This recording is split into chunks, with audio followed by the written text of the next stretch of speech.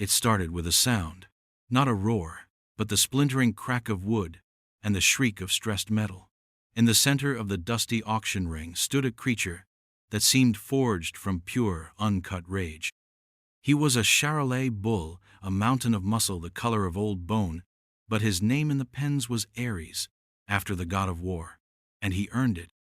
Every snort was a declaration of violence, every stomp of his powerful hooves, a tremor that promised destruction. The auctioneer, a man named Henderson, whose voice usually boomed with confident swagger, sounded strained, almost pleading. He wasn't selling a prize. He was trying to offload a liability, a four-legged natural disaster. The bull had gored 2 farmhands, destroyed 3 sections of reinforced fencing at his last home, and was deemed utterly, irrevocably uncontrollable. His price had plummeted from thousands to hundreds, and now to nothing. Henderson cleared his throat, wiping sweat from his brow despite the cool autumn air. "All right, folks, let's be done with it. Who'll give me $50? Just 50 to take him for meat. It's a loss, I know, but..." His voice trailed off as Ares slammed his horns against the iron gate again, making the entire structure groan. The crowd, a collection of callous ranchers and seasoned farmers, stayed silent.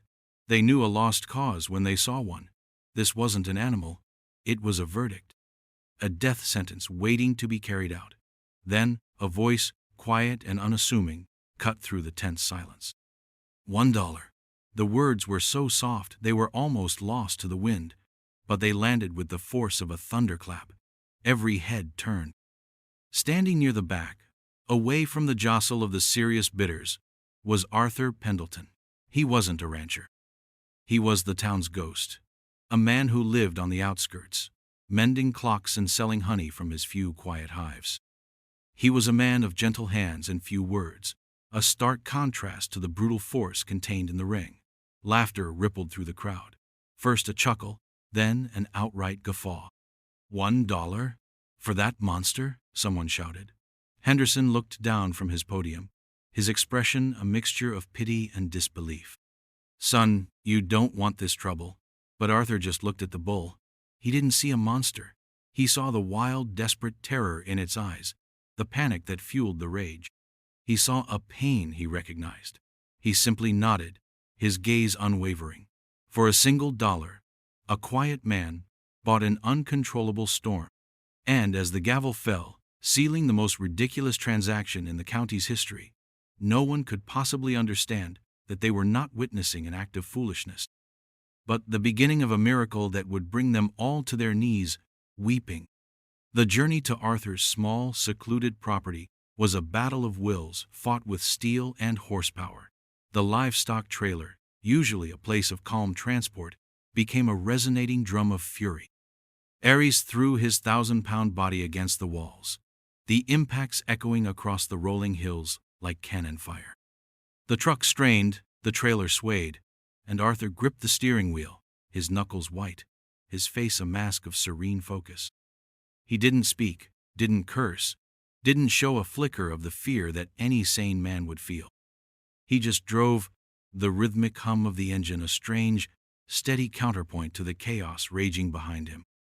When he finally pulled up to his farm, a modest plot with a small, weathered barn and fences that looked more like suggestions than barriers, the real challenge began. The townsfolk who had followed, a curious and morbid parade, kept their distance. They parked their trucks along the dirt road, watching the spectacle unfold from a safe remove. They were there to see the inevitable failure, the confirmation of their judgment. "He'll never get him out," one farmer muttered to another, shaking his head. "If he does, that fence won't hold him for 5 minutes." The air was thick with skepticism. It was a physical presence, as heavy as the scent of coming rain. Arthur ignored them all. He moved with a deliberation that bordered on slowness, a quiet economy of motion that seemed mismatched for the urgency of the task. He backed the trailer up to the gate of a large empty paddock. He checked the latch, ran a hand along the top rail of the fence, and then he simply opened the trailer door and stepped away. There was no prod, no whip, no shouting, just an open path. For a long moment, nothing happened. The violent banging stopped. An eerie silence fell, broken only by the wind whistling through the tall grass. Then, with a sudden, explosive burst, Ares charged out of the trailer.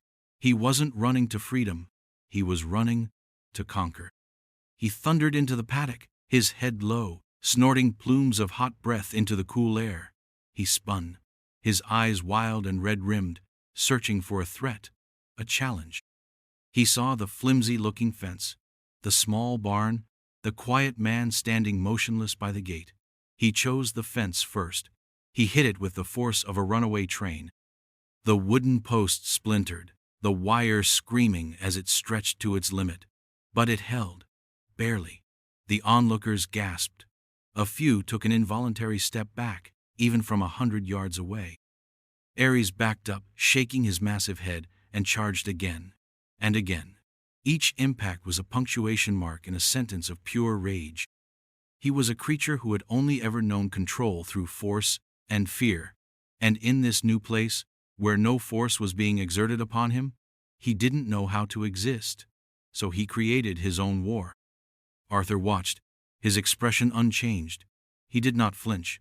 He did not yell.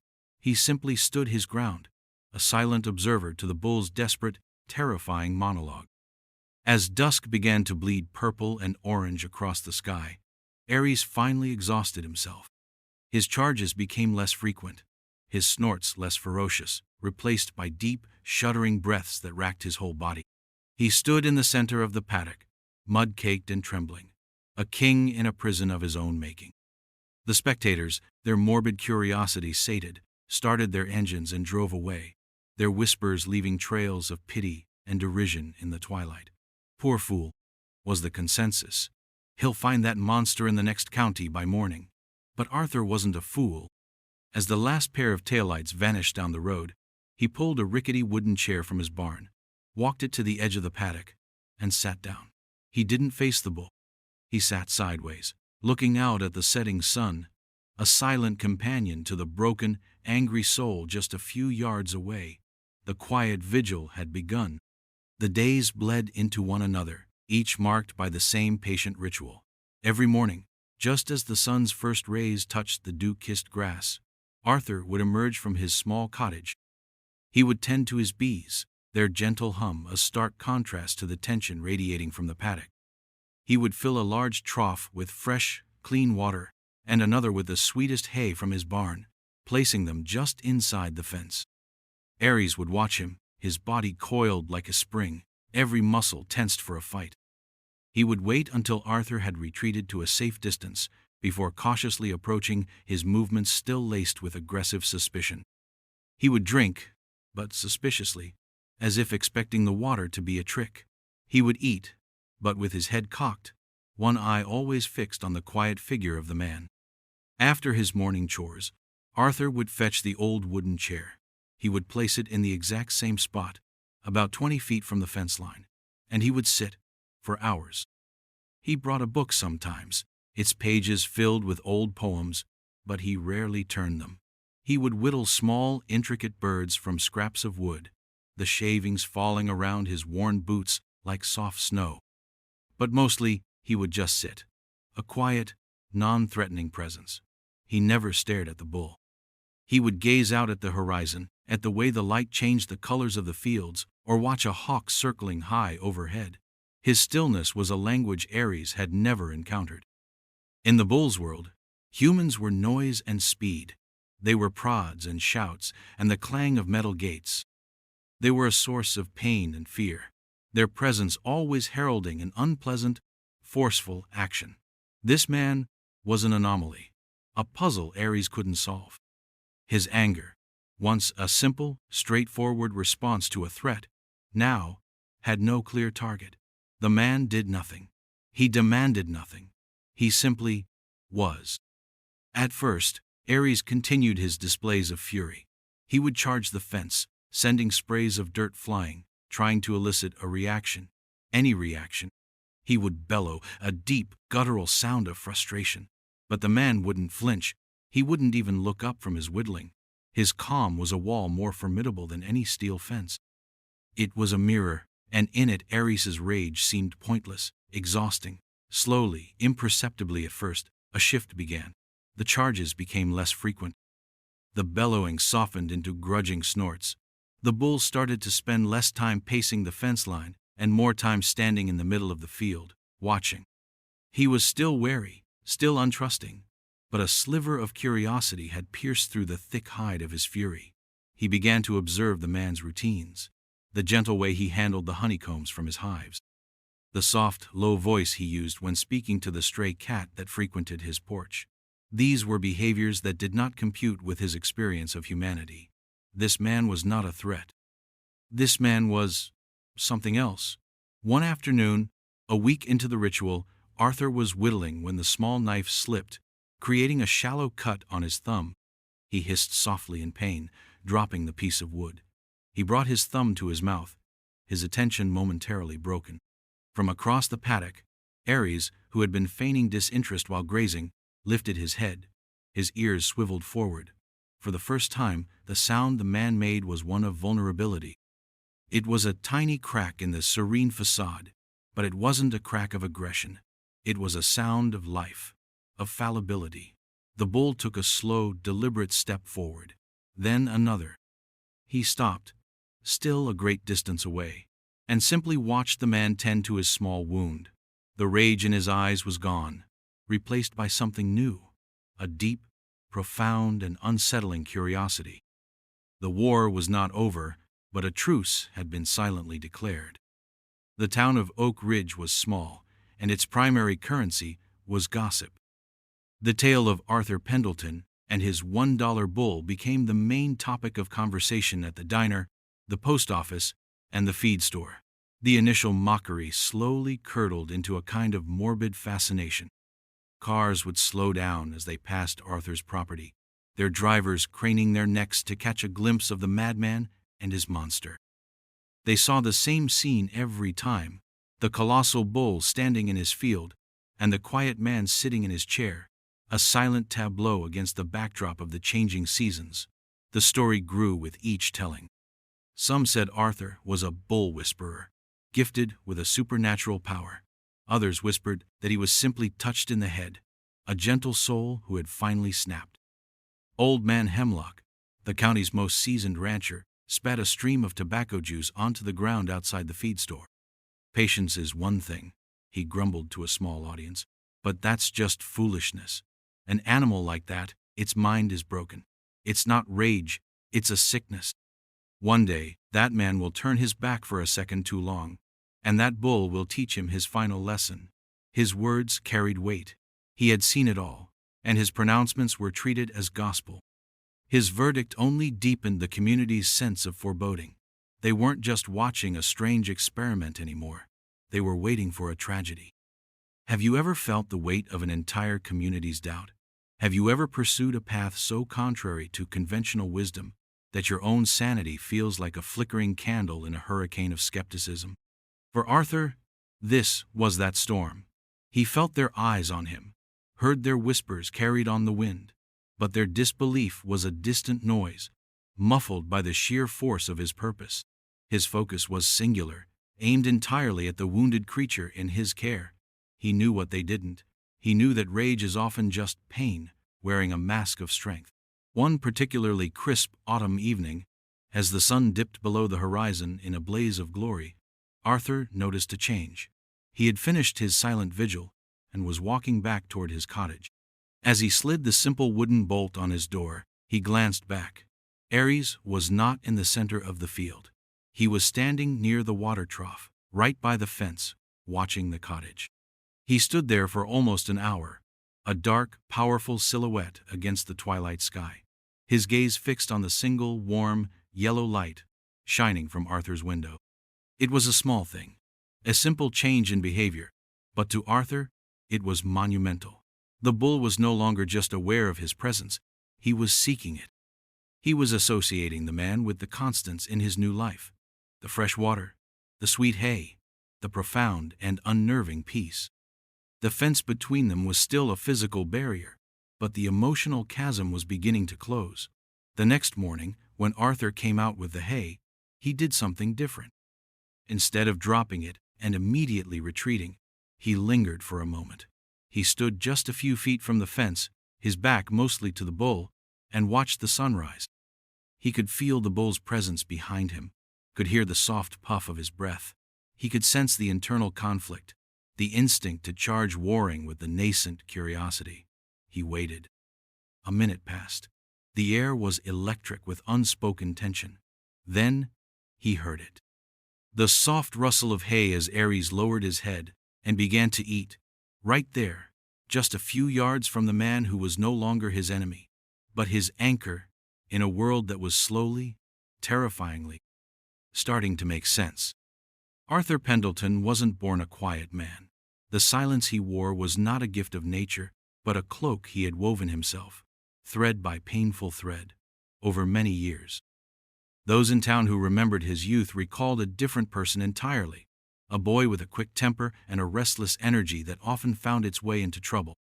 He was the son of a stern, unyielding father, who believed emotion was a weakness, and that the only way to shape a boy into a man was to break his spirit and remold it with discipline as hard as iron. Arthur's fire was met not with guidance, but with punishment. His passion was interpreted as defiance. His sensitivity was branded as a flaw. He learned early to equate his own strong feelings with shame and pain. He learned that, to be safe, he had to be invisible. So, he built walls around his heart, brick by silent brick, until the fiery boy was buried deep inside a fortress of quiet reservation. After a brief, tumultuous stint in the military, a desperate attempt to find an acceptable outlet for the storm inside him, he returned to Oak Ridge, a changed man. He was hollowed out, his own internal rage having consumed him and left behind a quiet, weary landscape. He bought the small plot of land on the edge of town, a place where he could be alone with his bees and his clocks, two things that required patience and gentle, steady hands. He was healing his own past by mending the broken things of others. When he saw Ares in that auction ring, he didn't just see a dangerous animal, he saw a reflection. He saw the same wild, misunderstood energy that had once coursed through his own veins. He saw the same terror that comes from being powerful but having no control, of being feared but never understood. The bull's lashing out was a language Arthur knew intimately. It was the language of a creature trapped by its own strength, screaming into a world that refused to listen, responding to every perceived threat with overwhelming force because it knew no other way to protect its vulnerable core. Buying that bull for $1 wasn't an act of charity for the animal. It was an act of redemption for the boy he used to be. Every hour he spent sitting in that chair was a message sent back in time to his younger self. You are not a monster. Your strength is not a curse. You deserve patience. You deserve to be understood. He was healing the bull to heal himself. This quiet ritual was his therapy, his confession, his act of profound empathy. He was showing Ares the kindness his own father never could. He was offering the bull the one thing he had craved his entire life, a safe space to lay down his armor. One afternoon, a cold front swept in, bringing with it a sudden, violent thunderstorm. Rain came down in blinding sheets, and the wind howled like a grieving ghost. Most farmers would have retreated indoors, but Arthur grabbed his worn raincoat, pulled the hood over his head, and walked out to his chair. He sat in his usual spot, the cold rain plastering his clothes to his skin, his body a solitary, defiant anchor in the storm. Ares was panicked. The thunder cracked overhead, and he charged back and forth, his primal fear ignited by the chaos of the weather. He saw the man, a dark, unmoving shape in the deluge. He expected him to run, to seek shelter, but Arthur stayed. He began to speak, his voice low and calm, barely audible over the roar of the wind and rain. He didn't say anything profound. He just talked. He talked about the bees, about the way the rain would be good for the late-season clover. He talked about the wood he was carving, how the grain felt in his hands. His voice wasn't for communication in the literal sense. It was a lighthouse beam in the storm, a steady, rhythmic sound that cut through the terror. Slowly, the bull's panicked run subsided. He stopped in the middle of the field, rain streaming from his body, and turned to face the man. He stood there, listening to the quiet, constant voice, and for the first time, he seemed to find solace not in fighting the storm, but in weathering it with another being. When the storm finally passed an hour later, leaving behind the clean smell of wet earth, Arthur stood up, shivering. As he turned to leave, Ares did something that made Arthur's heart stop. He took a few steps toward the fence and let out a low, soft sound. It wasn't a bellow of rage or a snort of suspicion, it was a call, a question, a recognition. Arthur stopped, turned back, and simply nodded at the bull before heading inside, his own quiet answer delivered across the rain-soaked earth. The first touch was not a grand gesture, it was a necessity, born of accident and instinct. A few days after the storm, Arthur noticed Ares was favoring his right foreleg, a slight but persistent limp. The bull, in one of his earlier frantic charges, must have struck the fence at an awkward angle. Arthur watched for a day, hoping it would resolve itself, but the limp remained. He knew that an unattended injury could lead to infection, to a greater, more permanent pain. He knew he had to cross the line. The thought sent a tremor of apprehension through him, not of fear for his own safety, but of fear of breaking the fragile, unspoken trust he had so painstakingly built. That morning, he didn't bring the chair. He brought a bucket of warm water, antiseptic, and soft cloths. He unlatched the gate, his heart a slow, heavy drum in his chest, and swung it open.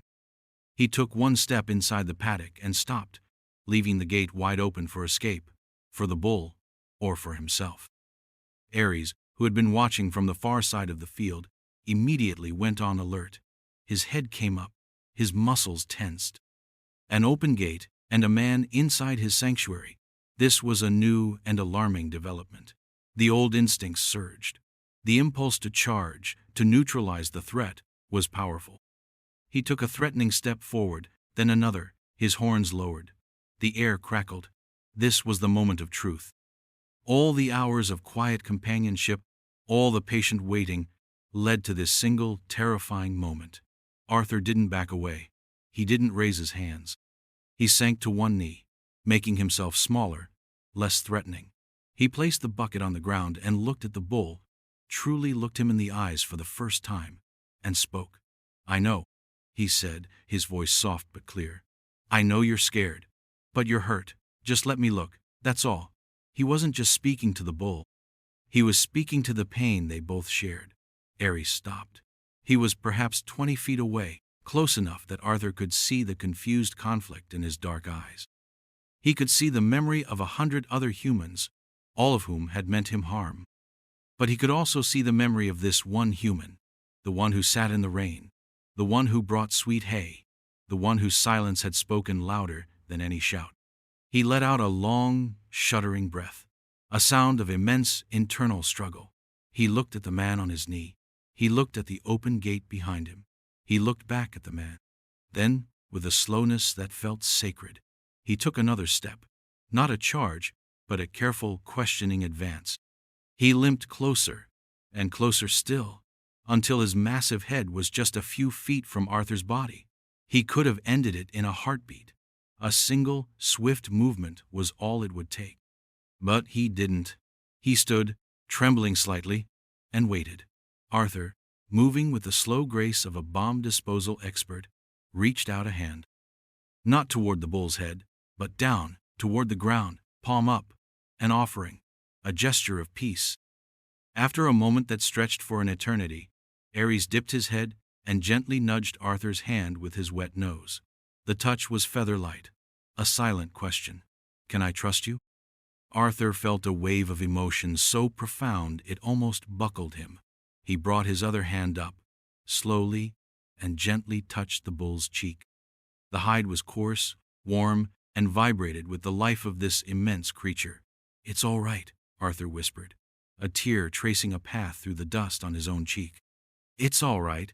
He stayed like that for a full minute, his hand on the bull that the world had condemned, cementing a bond forged not of dominance, but of mutual vulnerability.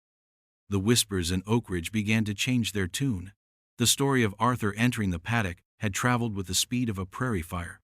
But this time, it wasn't tinged with mockery. It was laced with disbelief, with a dawning, grudging respect. The farmers who had predicted doom, the ranchers who had scoffed, were now silent. They didn't understand what they were seeing, but they could no longer deny it. The sight of Arthur kneeling before the beast, tending to its injured leg with slow, gentle movements, became the new legend. Dr. H.R.T. Evans, the local veterinarian, a man of science and pragmatism, had been one of the biggest skeptics. He had personally advised the previous owner to cull Aries, declaring him a lost cause, a neurological misfire. Hearing the new rumors, he decided he had to see for himself. He drove out to Arthur's farm one afternoon, expecting to find some rational explanation, a trick of the light, or an exaggeration of the truth. What he saw stopped him in his tracks. He parked his truck by the road and watched, hidden behind a line of trees. Arthur was in the paddock, not kneeling this time, but sitting on an overturned bucket, mending a piece of fencing. And there, not 5 feet away, lay Aries. The massive bull was resting on the grass, chewing his cud with the placid contentment of a dairy cow. His posture was relaxed, his eyes half closed. Every so often, he would turn his great head to watch Arthur work, a soft, low grunt rumbling in his chest. There was no fear, no aggression. There was only a profound sense of peace, a quiet companionship that defied all logic. Dr. Evans watched for nearly an hour, his scientific mind struggling to process the scene. He had seen thousands of animals in his career. He understood behavior, instinct, and conditioning. None of it explained this. This was something outside the textbooks. This was a relationship. Unable to contain his curiosity any longer, he got out of his truck and walked cautiously toward the fence. Arthur looked up and gave a small, friendly nod. Aries, however, reacted to the newcomer. He rose to his feet with surprising speed, his body instantly tense. He moved to stand between Arthur and the vet, placing himself as a protective barrier. He didn't charge or bellow, but his message was unmistakable. A low warning rumbled in his chest, his eyes fixed on the stranger. "Easy, boy," Arthur said softly, reaching out and laying a hand on the bull's powerful shoulder. "He's a friend." At Arthur's touch, the tension in Aries seemed to drain away. He relaxed his stance, though he kept his eyes locked on Dr. Evans. The vet stood frozen, his mouth slightly agape. To see that level of trust, that protective instinct directed at a human from an animal once deemed uncontrollably violent toward all people, was staggering. "Arthur," Dr. Evans finally managed to say, his voice full of awe. "How? In all my years, how did you do this?" Arthur finished mending the fence and stood up, patting the bull's side. He looked at the vet, a small, gentle smile on his face. "I don't think I did anything," he said simply. "I just stopped fighting him. I guess he decided to stop fighting me too." Dr. Evans shook his head, a slow gesture of wonder. "You didn't just stop a fight, Arthur," he said, his voice thick with emotion. "You healed him." The news from the vet sealed it. The story was no longer just gossip, it was a verified phenomenon. The cars that drove by Arthur's farm no longer slowed for a spectacle. They slowed in reverence. People came not to watch a man and a monster, but to witness a living parable of patience and redemption. They were watching love do what force never could. The fence had become irrelevant. The gate to the paddock now stood open most days, a symbol of the trust that had replaced the need for containment. Aries would sometimes wander out, but he never went far. He would graze in the pasture next to Arthur's cottage, always keeping the small house and the quiet man in his line of sight. He had become Arthur's shadow, a colossal, gentle guardian. His presence had transformed the small farm into a sanctuary, a place of profound peace that could be felt by anyone who visited. And people did begin to visit, not in droves, but in small, respectful numbers. The rancher who had laughed the loudest at the auction showed up one day, hat in hand, with a bag of the sweetest apples from his orchard. He didn't say much. He just watched as Arthur offered an apple to Aries, who took it from his hand with a comical gentleness, his huge lips tickling Arthur's palm. The rancher just shook his head and whispered, "I'll be damned." Before leaving, a different man than the one who had arrived.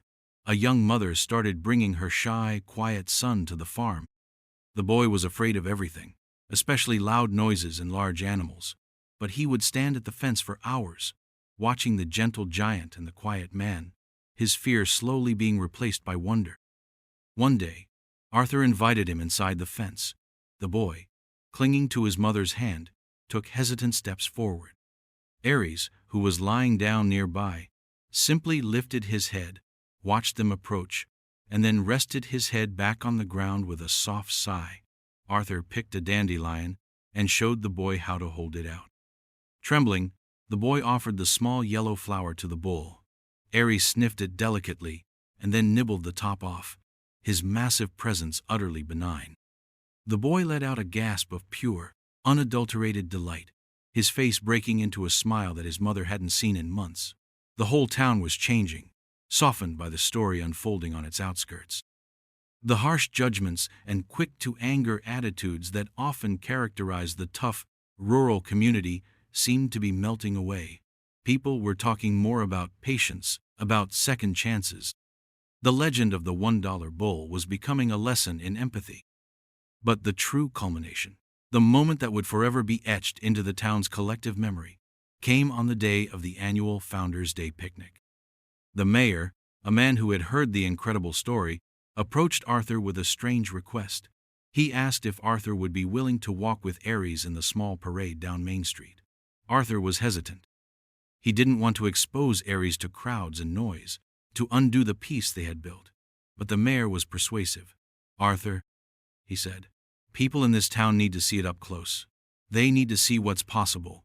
It's not about spectacle. It's about hope." Arthur thought about it for a long time. He looked at Aries, who was peacefully grazing nearby. He trusted him, and Aries trusted him. He agreed. The day of the parade was bright and clear. Main Street was lined with families, the air filled with the smell of popcorn and the excited chatter of children. When the announcement came that Arthur Pendleton and his bull, Aries, would be joining the procession, a hush fell over the crowd. There was a palpable mix of anticipation and anxiety. Many of the people there had been at the auction. They remembered the splintering wood, the terrifying rage. They saw the open street and wondered if this was a terrible mistake. Then, they appeared. At the end of the street, walking slowly, came Arthur. He wasn't leading the bull with a rope or a halter. He was simply walking. And beside him, matching his pace step for step, was Aries. The bull that had once been a whirlwind of fury now walked with a calm, majestic dignity. His horns, which had once been weapons of destruction, were now just graceful crescents against the blue sky.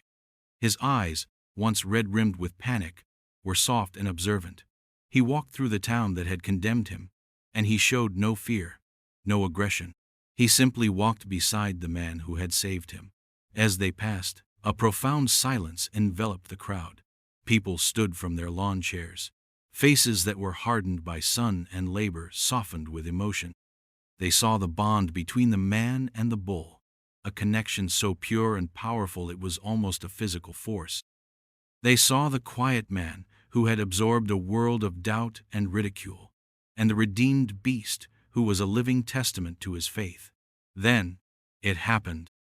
A small child, no older than 4, broke away from her mother and toddled into the street, mesmerized by the giant animal. She tripped and fell right in Aries' path. A collective gasp rippled through the crowd. Time seemed to stop. The bull, this creature of immense power, stopped instantly. He lowered his massive head, not in aggression, but with infinite care. He nudged the little girl's shoulder with his nose, a gesture so gentle it was barely a touch. Arthur knelt down and helped the little girl up, brushing the dust from her dress. She wasn't crying. She was laughing. She reached out a tiny hand and patted Aries' huge nose.